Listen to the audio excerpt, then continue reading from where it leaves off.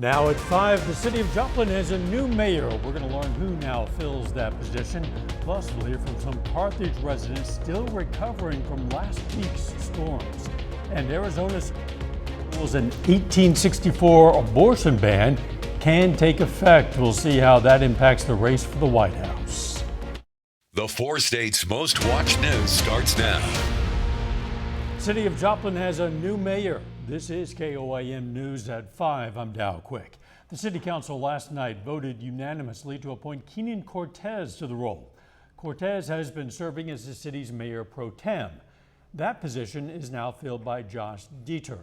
The city's new council was also sworn in last night, featuring 3 newly elected members.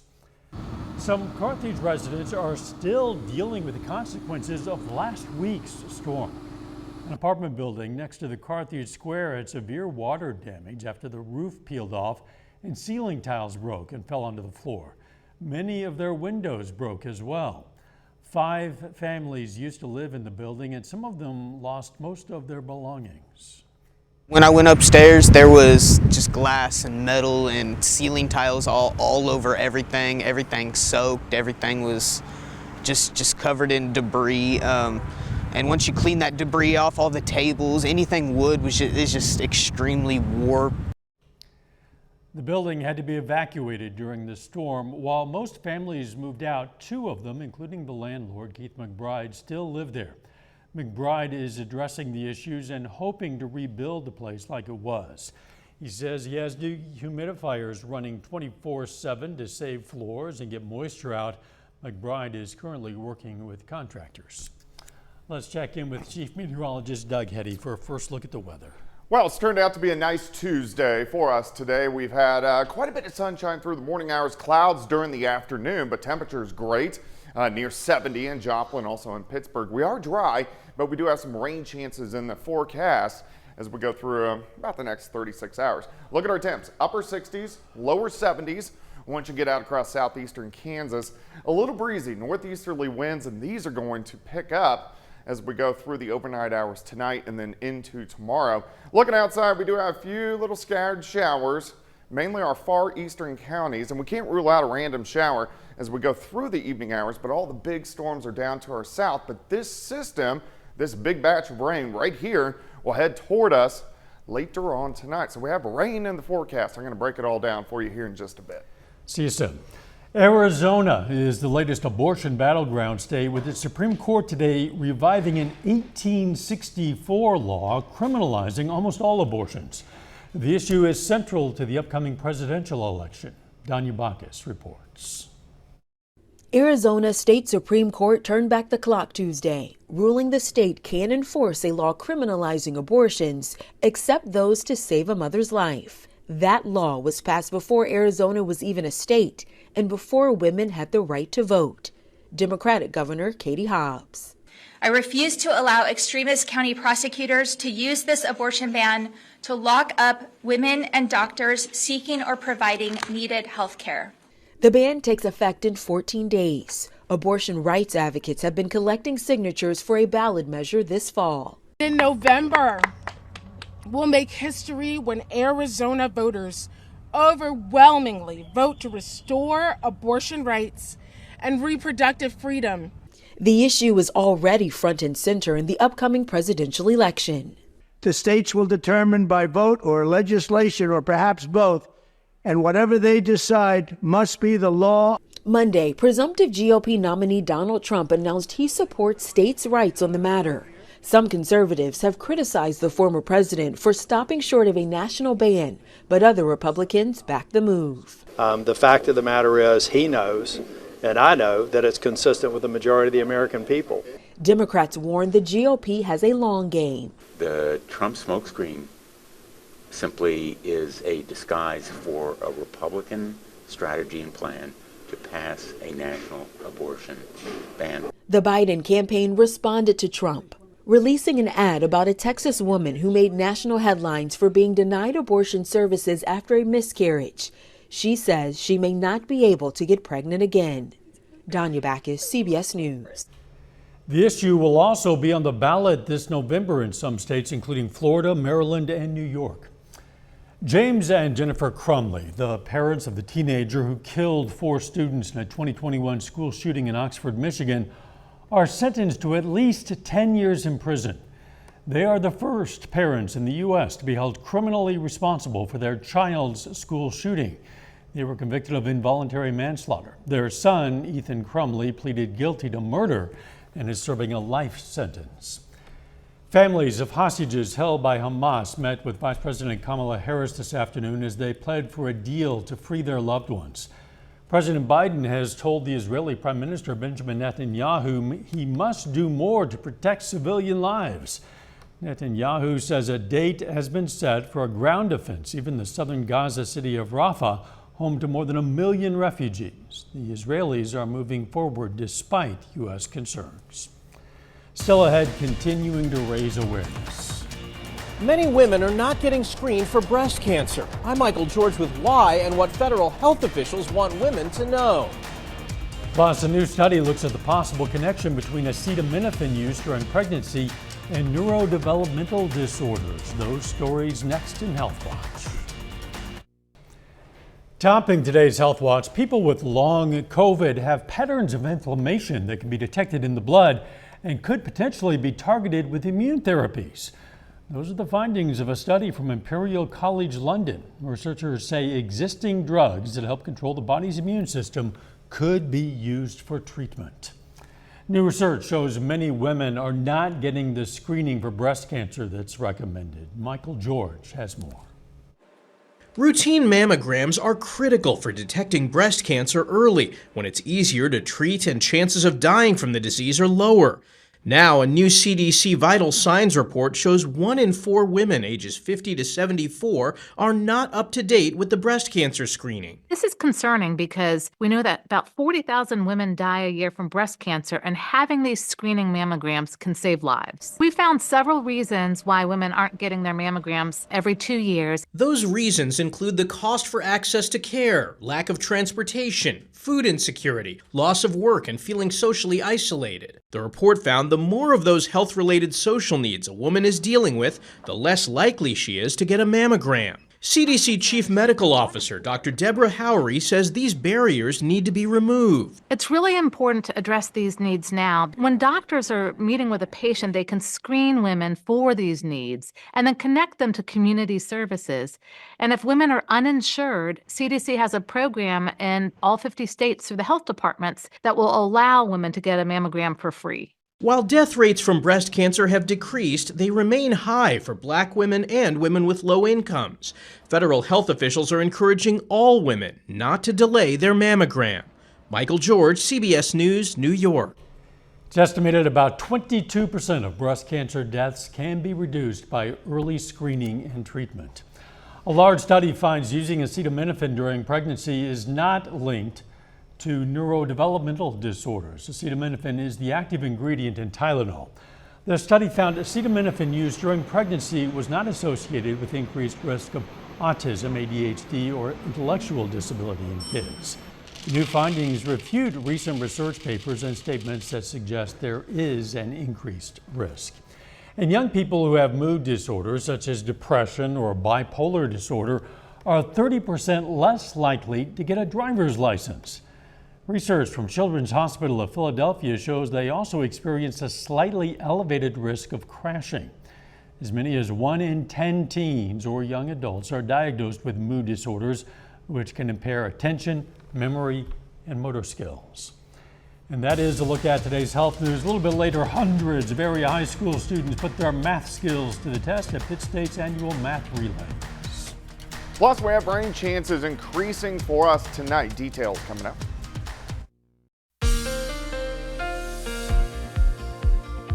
Well, it definitely turned out to be a nice Tuesday for us today. Quite a bit of sunshine during the morning hours, and then those high-level clouds really thickening up during the afternoon.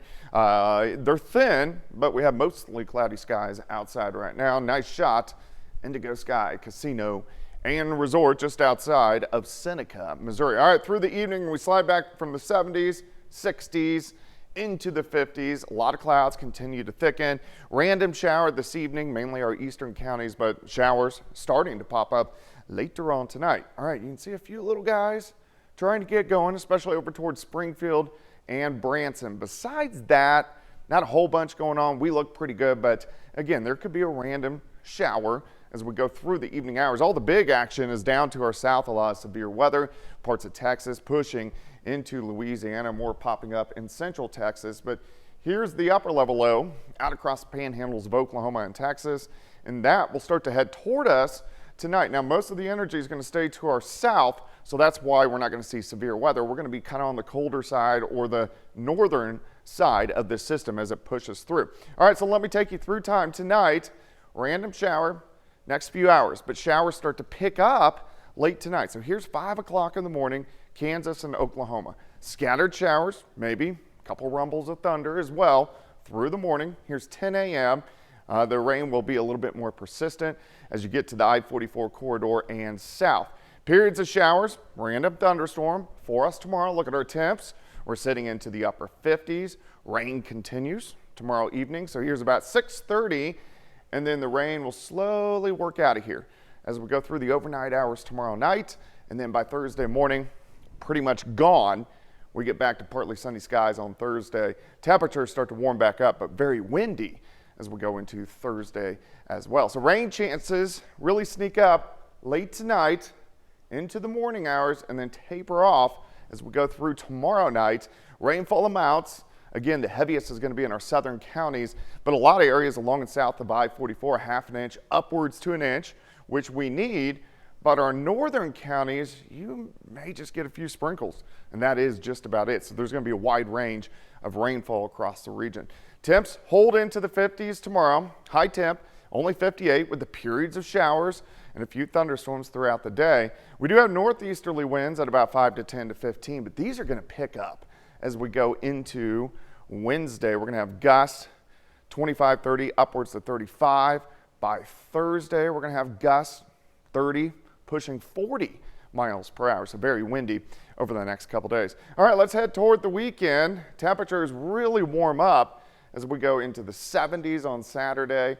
On Sunday, it looks pretty good as well, as we're going to push 80, and then we'll start to watch our next storm system, which will start to affect us early next week. Only 58 tomorrow, rain, but back to 65 on Thursday, 71 Friday, 78 Saturday. Look at Sunday, 82 degrees, 84 next Monday, and then thunderstorm chances next Tuesday, Wednesday, and Thursday. That will be our next shot to get some severe thunderstorms. And the weekend looking really promising. Yeah, it looks pretty good. Weather. Thanks, Doug. Area high school mathematicians put their skills to the test today at Pitt State. The university hosted its 54th annual math relays. More than 750 students from 50 high schools in Kansas, Missouri, and Oklahoma competed. The relays kicked off with 15-minute long individual tests. Then later there were 20-minute team tests. Probably have probably like 40 different classifications because we got 12th grade, 11th grade, 10th grade, and all kinds of different exams. And so we just look at the high score in each of those different categories, and we break them up by small school and large school. Medals were awarded to the top 3 participants in each event. April is Earth Month. Coming up, we're going to see how hotels are driving sustainability efforts to protect our planet. Topping today's Consumer Watch, U.S. lawmakers have unveiled a plan to give all Americans a right to online privacy.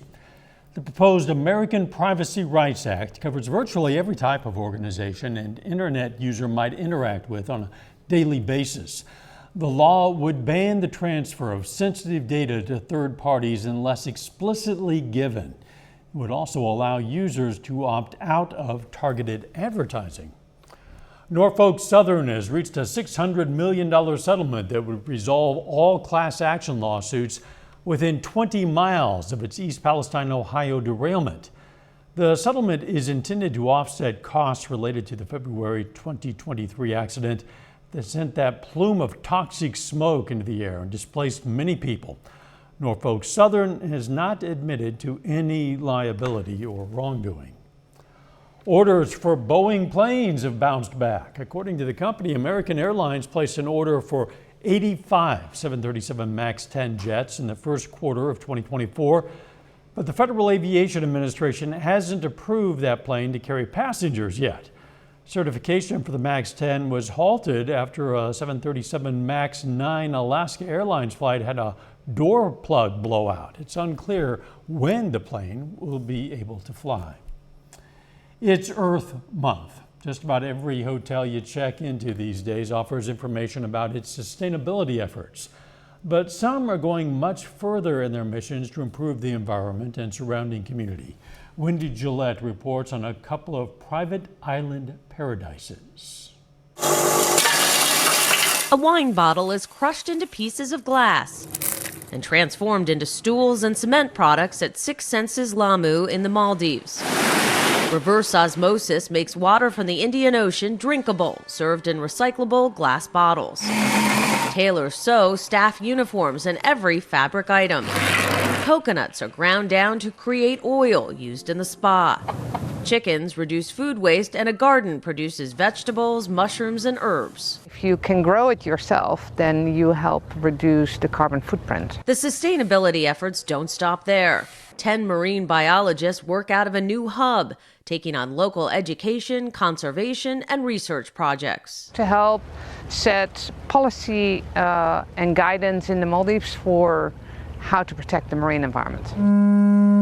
In French Polynesia, protecting the marine life, including sea turtles and whales, is also a big part of the legacy left by the late actor Marlon Brando at the Brando Resort, where we also stayed for a special rate. Marlon's vision was to receive visitors on Aotearoa, on his island, who would have a positive impact on the environment. We smelled this before we arrived. Guides take visitors through the area's wildlife, nature, and culture. The nonprofit Aotearoa Society also hosts researchers. Alongside the luxury favored by the famous are sustainability projects, including an organic garden, water treatment plant, and turning crushed glass into the island's roadways. The resort has more than 4,700 recyclable solar panels, which help power the property, along with a deep ocean water air conditioning system. It pipes water from 3,000 feet deep to cool much of the resort. Travel advisor Michelle Bemis from McLean, Virginia, recently visited with her daughter and connected with the Brando's mission. If we don't preserve what we have, what's left for the next generations? And on these islands, there's so much to preserve. Wendy Gillette, CBS News. A survey from the Vacationer conducted last year shows more than 80% of Americans consider sustainable travel as very or somewhat important to them. Final check of the forecast next.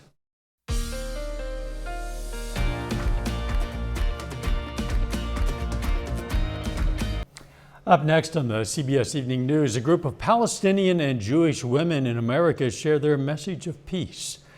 Then on KOIM News at 6, we're going to have more on recovery efforts in Carthage following last week's storm. Plus, a local nonprofit makes a donation to support accessibility efforts for Joplin's trails. And track and field athletes from across southeast Kansas and northeast Oklahoma head to Riverton for the 57th annual Lester Garber Relays. Stay with us for the CBS Evening News and then KOIM News at 6. The lucky winner of Saturday's $1.3 billion Powerball jackpot has come forward to claim that prize. Oregon lottery officials say the winning ticket was sold at this Plaid Pantry convenience store in Portland. The winner came forward yesterday. Officials are now vetting the ticket holder before identifying that person and putting security measures in place. Have you bought a lottery ticket in Portland, Oregon lately? I did not. Sadly. Neither. That eliminates two possibilities for the potential winner. It wasn't me either. I probably wouldn't be here if I would have wanted to be I'll bet not. I'll bet not. The weather looking a bit rainy. Yeah, we're going to get some showers in here late tonight, but rain increases through the daytime hours tomorrow. High temp, it's going to be kind of chilly of only 58 degrees. Thanks for joining us. CBS Evening News is next. And of course, we're going to be right back here for KOIM News at 6. See you then. Let's make it a great evening.